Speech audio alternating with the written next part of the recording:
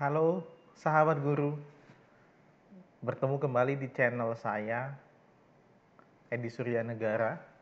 Pada kesempatan kali ini, saya akan membahas sesuatu yang cukup penting ya bagi teman-teman mahasiswa ataupun kalangan dosen yang biasanya di akhir dari perkuliahan mahasiswa ada yang bertugas ya, ada yang ditugaskan untuk menulis sebuah artikel ataupun semacam tugas akhir. Tentu sahabat-sahabat sekalian tahu bahwa salah satu komponen yang perlu dituliskan adalah abstrak. Ya, jadi saya yakin teman-teman sekalian sudah pernah menulis abstrak dan sudah tahu ya bagaimana setidaknya gambaran apa saja yang diperlukan di dalam penulisan abstrak. Nah, pada pertemuan kali ini saya mencoba untuk mendetailkan kembali ya sehingga teman-teman memiliki sebuah pemahaman yang lebih dalam lagi bagaimana teknik menulis abstrak yang baik. Kalau kita lihat definisi dari abstrak, apa sih itu abstrak ya? Abstrak merupakan suatu penjelasan singkat mengenai isi pada suatu artikel. Ya, jadi abstrak itu akan menunjukkan secara singkat gambaran keseluruhan apa yang ada di dalam sebuah artikel atau tulisan.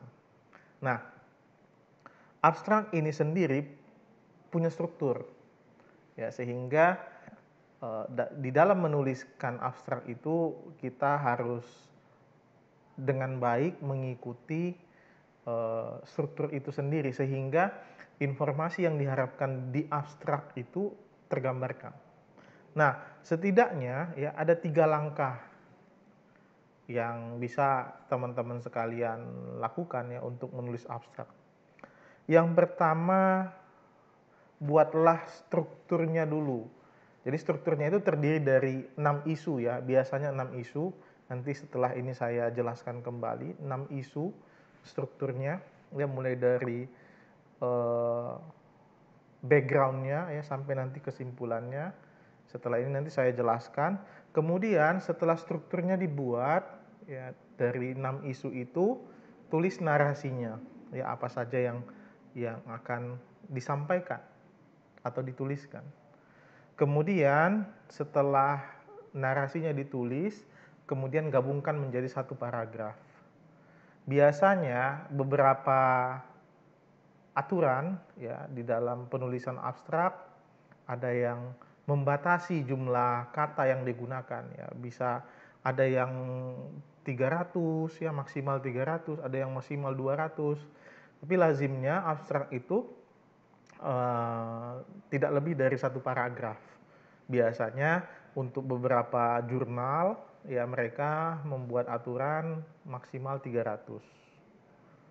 Nah, apa saja yang harus ada di dalam abstrak?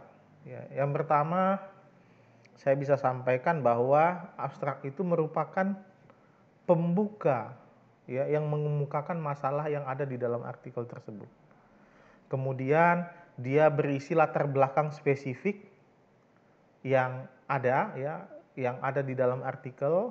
Kemudian di dalamnya juga mengemukakan hasil riset, kalau itu berupa riset ya. Kalau itu berupa artikel katakanlah semacam artikel literatur review ya, di sana akan mengemukakan temuan-temuannya atau state of the art-nya. Yang terakhir itu penutup, biasanya ini berupa kesimpulan. Nah, untuk lebih jelasnya setidaknya saya akan menggambarkan ya struktur yang perlu sahabat-sahabat berguru sekalian buat ya di dalam abstrak. Yang pertama tadi saya katakan strukturnya ada 6 isu biasanya ya. Ada 6 isu yang harus ada di dalam abstrak. Ini umum digunakan ya. Ada juga yang sebenarnya menggabungkan beberapa isu ya sehingga dia menjadi 4 isu dan seterusnya. Nah, yang lazim digunakan, yang umum digunakan yang pertama strukturnya adalah di dalam satu struktur itu isu yang pertama ada penjelasan atau kalimat background atau motivation ya. Jadi itu isu yang pertama. Sahabat-sahabat harus menjelaskan apa latar belakang atau motivasi dari tulisan tersebut, artikel tersebut. Kalau itu artikel riset, apa motivasinya atau apa latar belakangnya. Kemudian isu yang kedua yang harus ada di dalam abstrak adalah tujuan atau purpose ya. Jadi tujuan dari artikel tersebut ya, atau tujuan dari riset tersebut itu dituliskan singkat saja ya. Kemudian ada juga di dalamnya metode atau metodologi yang digunakan.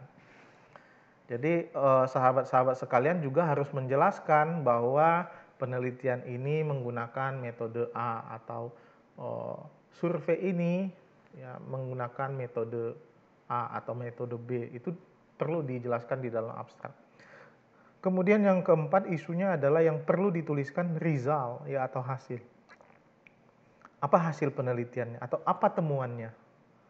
Ya, jadi setidaknya satu kalimat ya, temuannya adalah A, temuannya adalah tingkat akurasinya seperti apa dan seterusnya. Kemudian isu yang kelima yang harus ada di dalam abstrak itu adalah research limitation, batasannya. Jadi perlu dijelaskan batasan atau limitasi dari riset yang dilakukan atau artikel yang ditulis ini apa. Dan yang terakhir adalah apa novelty-nya. Ya, ini berupa kesimpulannya adalah novelty atau kebaruan dari artikel yang ditulis itu apa. Jadi ini setidaknya 6 isu yang perlu dimasukkan di dalam abstrak sehingga abstrak teman-teman sekalian mengikuti ya norma aturan yang berlaku di dalam penulisan artikel, baik itu jurnal internasional ataupun di dalam penulisan proceeding ya, atau penulisan publikasi di seminar nasional atau seminar internasional. Itu saja sahabat berguru, saya review kembali setidaknya dalam abstrak memuat yang pertama adalah background atau motivation, yang kedua adalah tujuan atau purpose, yang ketiga adalah method atau metodologi, yang keempat result atau hasil, yang kelima adalah research limitation atau batasan daripada riset itu, dan yang terakhir adalah novelty atau kebaruan dari riset. Ya, itu ditulis dalam satu paragraf dan biasanya tidak lebih dari 300 kata. Semoga bermanfaat. Terima kasih. Silahkan diimplementasikan di dalam tulisannya. Assalamualaikum warahmatullahi wabarakatuh. Salam sahabat berguru, berguru dan berbagi ilmu.